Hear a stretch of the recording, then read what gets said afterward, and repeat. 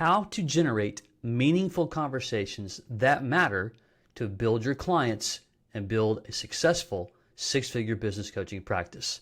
That's our conversation today on the podcast. Let's jump in.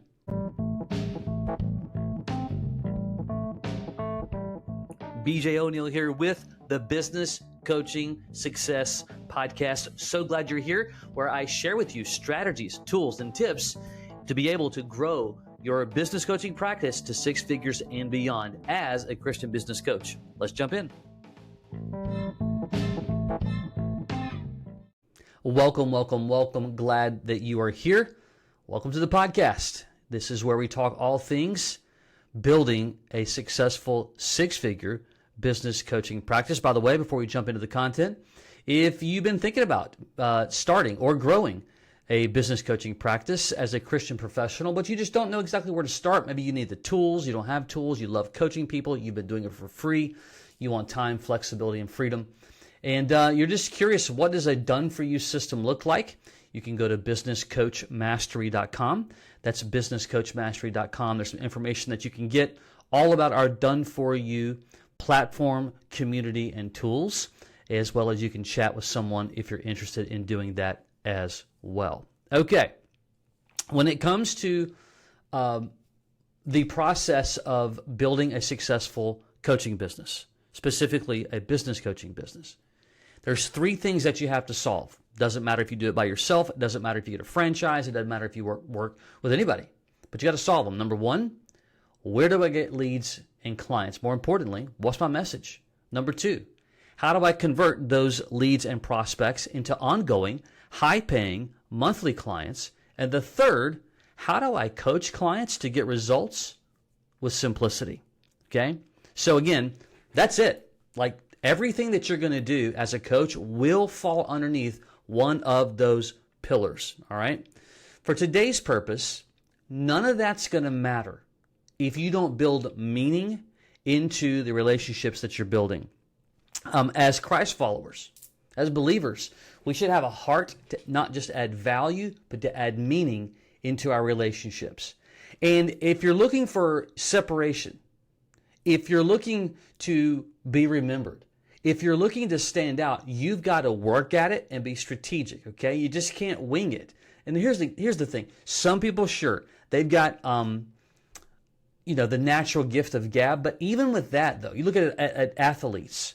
Look at Tiger Woods, Tom Brady, Michael Jordan, Serena Williams. The list goes on and on. These people practice all the time ad nauseum, when you could make an argument that athletically they had a lot of natural skill, but they refined that skill. So I want to speak to you, even those that you know that you're really good at building relationships. You know you're really good, like God's giving you that wiring to just talk really well. You love speaking. Even with that said, practicing and refining, that's where you are going to build longevity, even generational longevity, as you build a strong business coaching business. You don't just go do it, all right? So I'm going to give you two frameworks today. Very simple. That's all they are. Two frameworks on building meaningful conversations, especially as you're building relationships early in the prospecting phase. Could be a referral. You could have met somebody, or you meet people at networking events.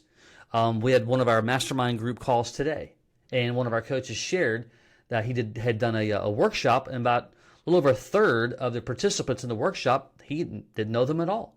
He had reached out, built a list, and so you're going to work at, as you should, building a network constantly, if you will.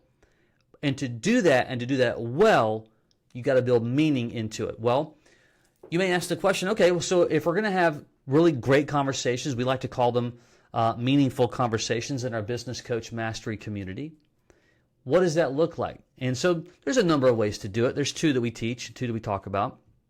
We talked about this today in our mastermind. And one of them is all around the framework of the word why. All right, I'm going to walk you through it. Very simple to do.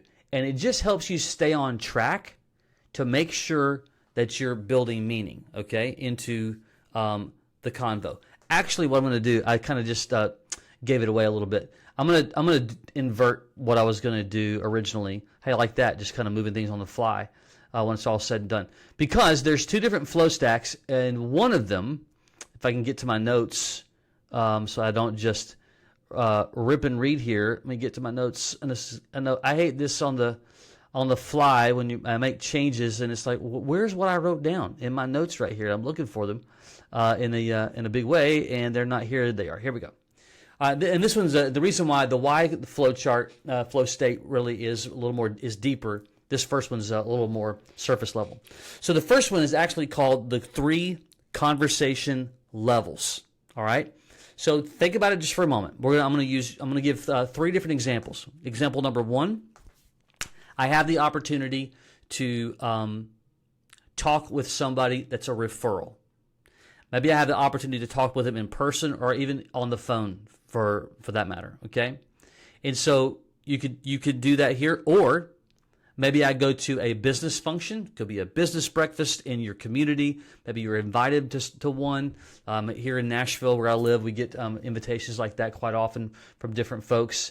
Our business journal here, the Nashville Business Journal, they do one once a month. So like those types of activities, if you're going to be involved in those, you're going to connect with folks.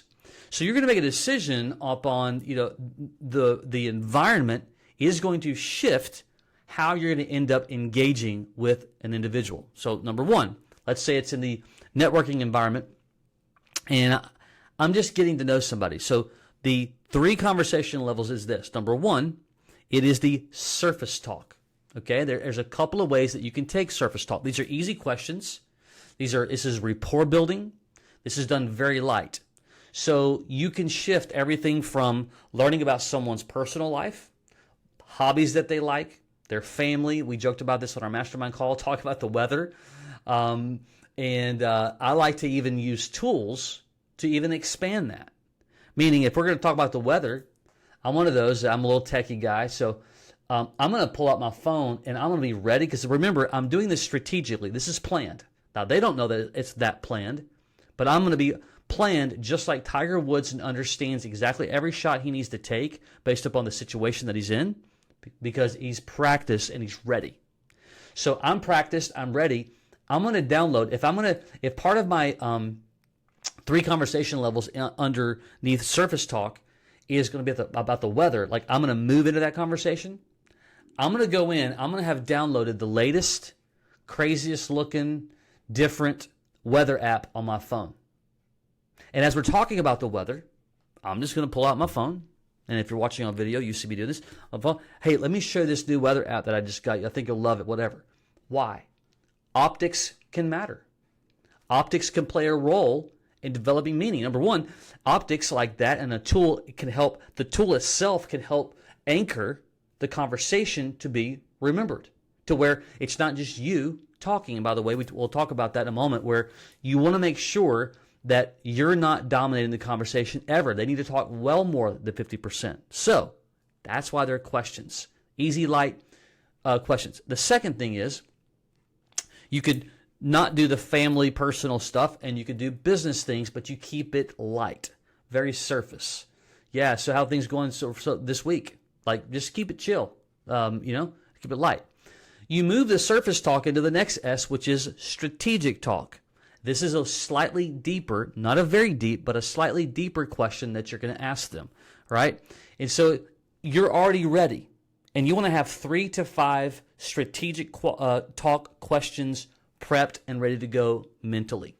You could say something like, so curious. Like I'm a fan of setting up the question by a word, the word curious. So let's say we're talking whatever. Hey, curious. So I kind of like interrupt the flow a little bit, because it's a thing that you're bringing to the conversation. Hey, curious, real quick. So like if I were to ask the question, the bottleneck question, like what's your biggest bottleneck in a business that prevents you from, either growing or it's slowing you down or whatever? And you just shut your mouth, be quiet, let them talk. You're not coaching them. You're not encouraging them. You are just listening. So as you're building, remember the goal here is to build a meaningful conversation. As you're building that meaningful conversation and they're talking, You want the transference of them listening, of you listening to them is to be a part of the strategy. Because when you're doing that, empathy's rising, the endorphins are rising, they're feeling good about you, at least you hope that they are. That's the plan. Partially because in this case, you've had a little tool here with this weather app. You're listening now deeply, so you're building community with them. They're feeling that emotionally, and that's what's helping drive the meaning in it. And then the last, I said this wrong. It was surface talk. Strategic talk is the I still said it wrong. I say the word strategy all the time, and so I got it wrong. It's significance talk. That's the second one. Let's try this again. All right, you think that I've done this before. Surface talk, significant talk, and then the third one is strategic talk. Okay, the third one is designed to take action. This is where you're going to make an invitation to them to go to the next step of something. Okay, it'll sound like this. This is a bridge. So strategy equals bridge, all right, to talking together. So I hear what you're saying, totally get it. If I were to help you map out a plan, if I were to help you map out a process to solve that, would you be interested in exploring that more together? That's it. That's what you're going to ask them. Let me say it again. If I could help you map out a plan or a process to solve that bottleneck, like in this case, to solve that problem, whatever question you posed, would you be interested in exploring that more together? There you go. There's your flow. Surface talk, significant talk, strategic talk. All right? So that's one. Two, it's a similar one. It just goes deeper. This is one that typically, if you've got more one-on-one time, especially if you're meeting with them or whatever, this is the why flow. All right? WHY.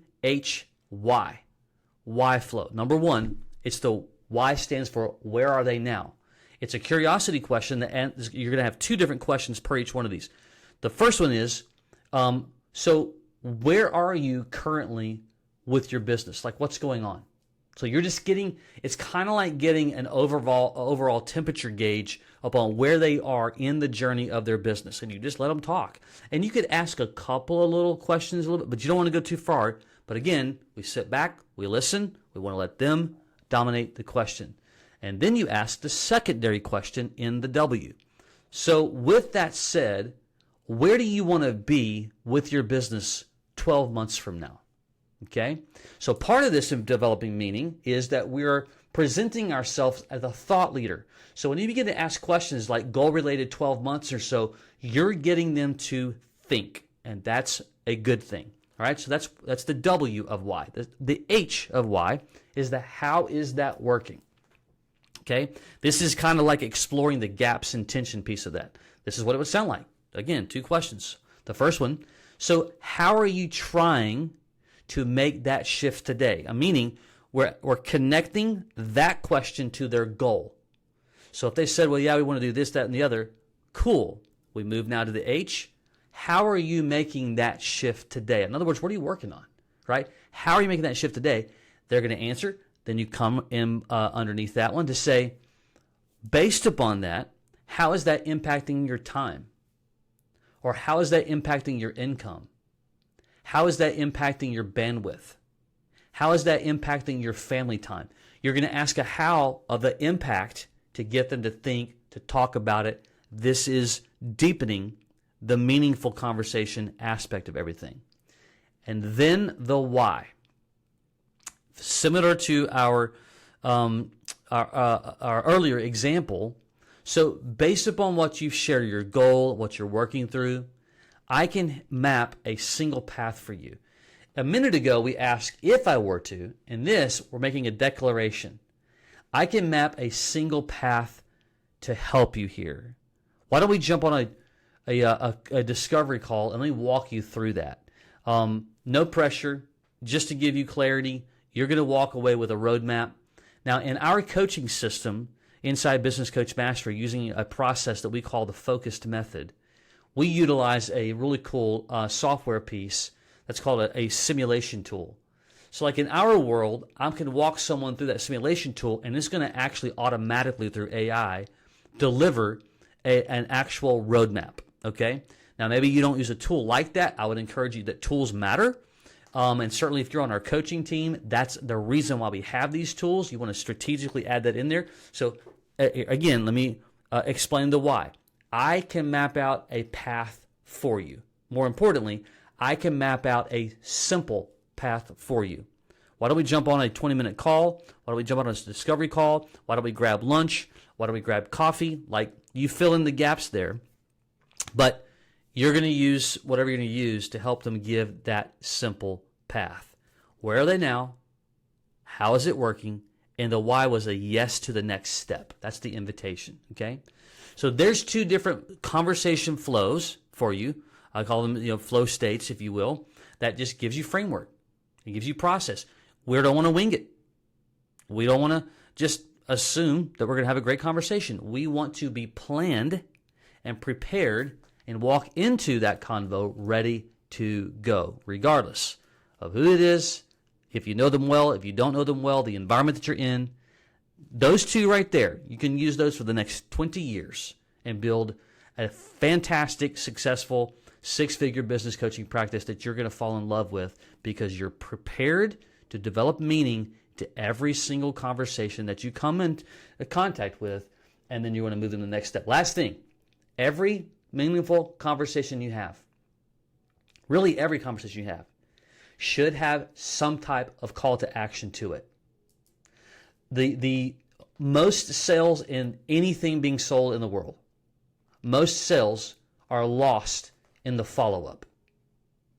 Let me say that again. Most sales are lost in the follow-up. You need to shrink the follow-up timeline. All right? Sleep's the great eraser of the mind. Things will happen over time. And so by you having a call to action of some sort, every meaningful convo in the prospecting phase, I should probably preface that, in the prospecting phase, as you're building those convos, should have a calendar next item, a sync up on the phone, a lunch, a coffee, a Zoom meeting, whatever. Hey, listen, as a next step, let's grab this. Let's do that. Hey, next Wednesday. Anchor them down to an actual time period. Don't run the risk of saying, I'll follow up with you Tuesday. That might be your intention, but next Tuesday, they might get busy. The car breaks down, an employee quits. I mean, I've heard it all. I've heard everything from literal fires, like legitimate fires, to someone walked out of the business, the landlord's wreaking havoc on their space. I mean, all kinds of things can happen, and then you get frustrated because, well, I told him I was going to follow up Tuesday. No. That doesn't mean that you won't get rescheduled on, but when you have they're called micro commitments. When you give them, when they give you a micro commitment and a time, it actually is aiding into moving forward and potentially working together professionally. Okay? There you go. Two different flow states to help you with a framework on developing meaningful, get my words out, meaningful conversations as you're building prospects in your business for long-lasting success. Okay? Until next time, take care.